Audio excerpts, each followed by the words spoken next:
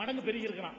கோழி எடுத்தாலும் ஆயிரக்கணக்கில் பெருகி இருக்குது, ஆடை எடுத்தாலும் ஆயிரக்கணக்கில் பெருகி இருக்குது, மாட்டை எடுத்தாலும் ஆயிரக்கணக்கில் பெருகி இருக்குது. ஒரு பிறவியுடைய தொடர்ச்சி தான் அடுத்த பிறவின்னு சொன்னா அந்த லிமிட் அதிகமாகிட்டு போக கூடாது. அதிகமாக இன்னைக்கு 600 இருக்கிறோம்.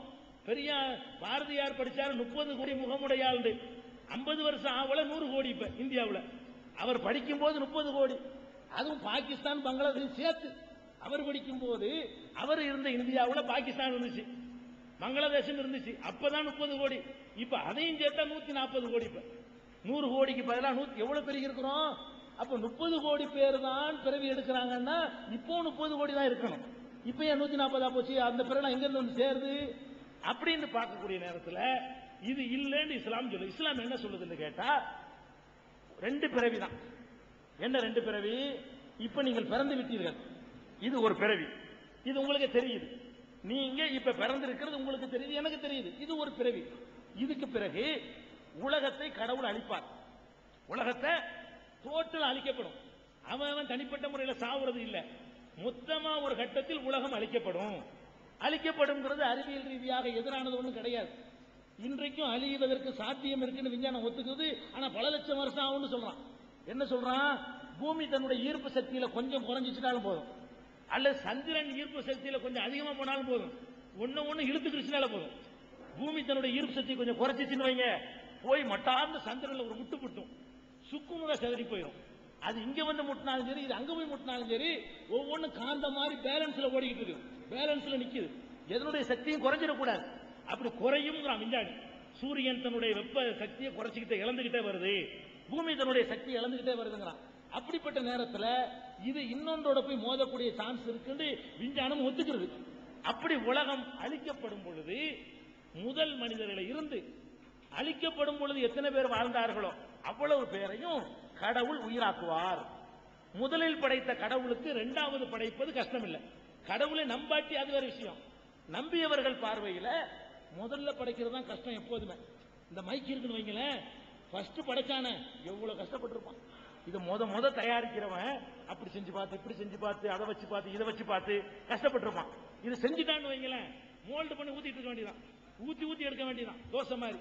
அப்ப ரெண்டாவது தடவை படைக்கிறது எப்போதுமே ஈஸி. இதை முத செஞ்சவன் ரொம்ப கஷ்டப்பட்டிருப்பான். இதை பார்த்து இது மாதிரி ஒண்ணு செய்ய சொல்லுங்களேன், ஈஸியா செஞ்சிருவான். அப்ப கடவுள் நம்மளை பார்க்காமலேயே, நம்மளை முன்மாதிரி இல்லாமலே நம்மளை படைச்சிருக்காரு. இதுதான் கஷ்டம். இதை படைச்ச இறைவனுக்கு இன்னொரு தடவை இதே மாதிரி படைக்கிறது, ஜெராக்ஸ் இருக்கிறது கஷ்டம் இல்லை, இஸ்லாம் சொல்லுது. அதனால உங்க எல்லாரையும் கடவுள் உயிராக்கி உங்களுடைய தப்புகளை எல்லாம் உங்களே உணர செய்வார். உணராமையில போயிருக்கிறோம். நீ இன்னென்ன தப்புலாம் பண்ணினியா? ஆமா. நீ இன்னும் நன்மை எல்லாம் பண்ணினியா? ஆமா. நம்மளை ஒத்துக்கிற வச்சு இந்த தப்புக்கு இந்த தண்டனை, இந்த நன்மைக்கு இந்த பரிசு, அந்த நன்மைக்கு அந்த பரிசு அப்படின்னு ஒண்ணுக்கு சொல்லி அந்த மார்க் போடுவார் பாருங்க. அதுலதான் நம்ம உழைப்புக்கு வெற்றி இருக்கு. நம்ம போறோம், நீ பாஸ் ஆயிட்ட, இது பத்தாது. கணக்குல எவ்வளவு சொல்லுங்க, விஞ்ஞானத்தில் எவ்வளவு, அறிவியல் எவ்வளவு சொல்லுங்க, தமிழ்ல எவ்வளவு, ஆங்கிலத்தில் எவ்வளவு கேட்கிறோம்ல, ஒவ்வொன்றையும் தெரியணும்.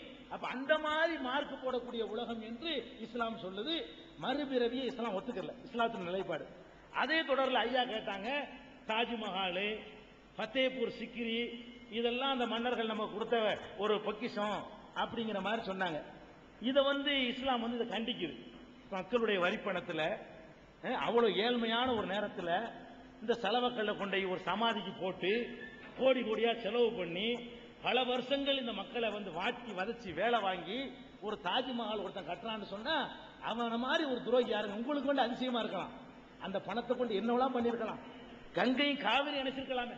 இந்த தாஜ்மஹாலை கட்டின காசுல கங்கையும் காவிரி இணைக்கலாம்ல. ஒரு செத்து போன ஒரு பொம்பளைக்கு அவனுக்கு பொண்டாட்டியா இருந்தா அவன் சொந்த காசுல பண்ணனான அத யாரு காசு? ஒரு ஆட்சியாளன் செய்யற காசு நம்ம காசு, நம்முடைய வரிப்பணம். நம்ம அப்பம்பாட்டனுடைய பணத்தை எடுத்து யாரோ கொண்டாடி செத்ததுக்காக வேண்டி ஒரு சமாதி கட்டி செலவுக்களை கொண்டு அந்த காலத்துல இது எவ்வளவு கஷ்டம்னு யோசிச்சு பார்க்கணும். அந்த காலத்துல லேசப்பட்ட காரியமா இது? அவ்வளவு அழகா பாலிஷ் பண்ணி என்னென்னமோ பண்ணிருக்கான். நம்ம பிரமிச்சுதான் போறோம். பிரமிக்கும் பொழுது ஆத்திரமும் வரணும். அநியாயம் பண்ணிருக்காங்களா மக்கள் வரிப்பணத்தை போட்டு, எவ்வளவு அழகான வேலைகளை செஞ்சிருக்கலாம் அப்படி நினைக்கணுமே. அப்படிதான் இஸ்லாம் சொல்லுது. சிலைகள் அமைக்கிறது, இந்த மாதிரி ஆடம்பரங்கள் பண்றது, நினைவு மண்டபங்கள் அமைக்கிறது. இன்னைக்கு அப்படி போச்சு உலகம். அப்படி இப்ப நம்மள மென்டலாக நம்ம தயார்படுத்தி விட்டான். அம்பேத்கருக்கு மண்டபம் 5 கோடி ரூபாய். இதனால என்னங்கிற ஒண்ணும் கிடையாது.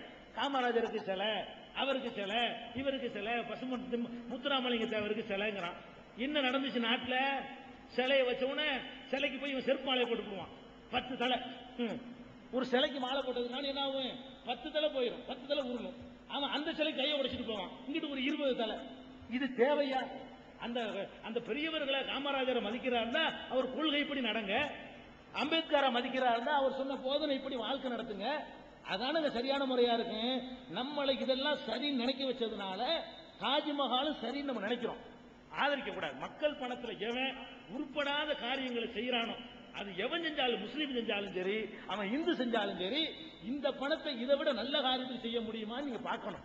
குடிக்க தண்ணி இல்லாத கிராமங்கள்ல எத்தனை தெரியுமா? நம்ம நாட்டில் குடி தண்ணீர் வசதிக்கு ஏற்பாடு செய்யாத நாடுகள், ஊர் கிராமங்கள், பஸ் போகாத கிராமங்கள் எவ்வளவு இருக்குது. அதுக்கு செலவழிக்கிற பணத்தை வந்து ஐயன் திருவள்ளுவருக்கு செலவிக்கிறதுக்கு செலவு பண்ணா இது எப்படி நம்ம ஒத்துக்கிற முடியும்? யாரு விட்டு பணம்? சொந்த பணத்தில் ஒரு தனிநபர் செய்யட்டும்.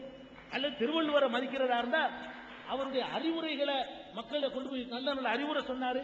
வள்ளுவரை நான் குறை சொல்லல, அவர் இது கேட்டார், இதையே கண்டிச்சிருக்காரு. அவர் இந்த மாதிரி உள்ள ஆட்சியாளர்கள் அவர் கண்டிக்கிறார். அதே வள்ளுவர் இந்த மாதிரி மக்கள் நலனை கவனிக்காம தீன் வரியத்தில் ஈடுபடுறவன திருக்குறள்ல கண்டிக்கிறாரா இல்லையா?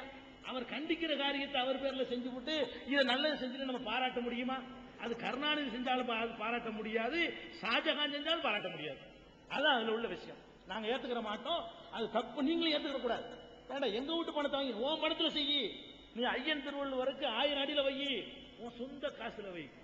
எங்கள்கிட்ட இந்த அன்றாட கூலி தொழிலாளிகிட்ட வாங்குற 50 காசுல செய்யணுமா? அதை நீங்க ஒரு பிளேடு வாங்குறீங்க, உங்களுடைய வரி பணங்கள் இருக்கு, வரி மறைமுக வரியில் நீங்க கொடுக்குறீங்க.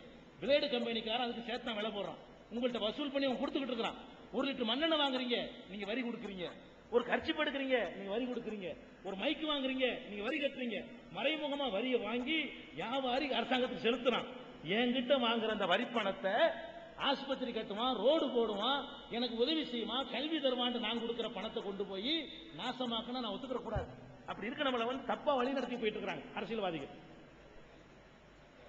என் பேர் மதியழகன், காரைக்குடி.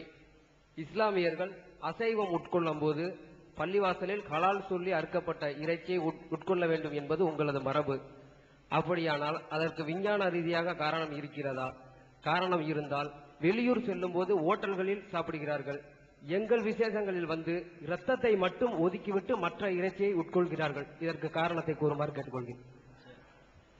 அதாவது நம்ம வந்து முஸ்லிம்கள் வந்து அசைவ உணவை உட்கொள்றதா இருந்தா அறுத்து தான் உட்கொள்ளணும். அந்த அசைவத்தில் 2 வகை இருக்குது. எந்த பிராணிகளை அறுத்தால் ரத்தம் பீரிட்டு வருமோ அதைத்தான் அறுக்கணும். மீனை போய் அறுக்க தேவையில்லை. மீனை அறுத்தா ரத்தம் வர, ரத்தம் ஓடாது, ரத்தம் கசியும். ரத்தம் ஓடுகிற ரத்தம் மீனு கிடையாது. அப்ப இந்த மீன், நண்டு, இந்த இறாலு, இந்த மாதிரி உள்ள கடல் வாழ் உயிரினங்கள் இருக்கு பாருங்க, அவைகள் அறுக்க தேவையில்லை, அவைகளுக்கு ரத்தம் இல்லை. அவைகள் அல்லாமல் வேற பிராணிகளா இருந்தால் அதை வந்து கண்டிப்பா அறுக்கணும். அறுத்து ரத்தம் வெளியேறணும். அந்த ரத்தம் உண்ணுவதற்கு தடை செய்யப்பட்டிருக்கு இஸ்லாத்துல. ரத்தம் வந்து சாப்பிடவே கூடாது. இன்றைக்கு அறிவியல் ரீதியாகவும் ரத்தம் வந்து சாப்பிடக்கூடிய பொருளே கிடையாது. ரத்தத்துல தான் மனிதனை சோதிச்சு பார்க்கும் பொழுது 3 சோதனை நடத்துவான் டாக்டர். ரத்தம் கொடுங்க, சிறுநீரை கொடுங்க, மலத்தை கொடுங்கன்னு கேட்பான். 3லையும் உள்ள சமாச்சாரத்தை வச்சுதான் நம்ம உடம்பு எப்படி இயங்குதுன்னு தெரிஞ்சுக்கிடுவான். இதை காச நோய் இந்த மாதிரி வந்தா சளியும் துப்பிட்டு போங்கன்னு சொல்லுவான். இந்த 4 டெஸ்ட் நடக்கும். இந்த 4மே திங்கிறது இல்லை. மூத்திரம் திங்க முடியுமா? குடிக்க முடியுமா? அப்ப சிறுநீர் என்பதுல அந்த கிருமிகள் இருக்கிற மாதிரி, மலத்தில் இருக்கிற மாதிரி மனித ரத்தங்கள்லையும் கேடு செய்யக்கூடிய கிருமிகள் இருக்குது. அந்த ரத்தத்தோடவே நீங்க சாப்பிட்டீங்கன்னு சொன்னா அதனால் பலவிதமான நோய்கள் ஏற்படும் என்பது விஞ்ஞான ரீதியா நிரூபிக்கப்பட்டிருக்கு. நீங்க எந்த ஒரு அறிவியல் விஞ்ஞானத்தை வேண்டாலும் இதை கேட்டுக்கலாம். ரத்தத்தில் அவ்வளவு சமாச்சாரங்கள் இருக்குது. அதனால இஸ்லாம் என்ன பண்ணுதுன்னா அடிச்சு சாப்பிடக்கூடாதுன்னு சொல்லுது. அடிச்சீங்கன்னு வைங்க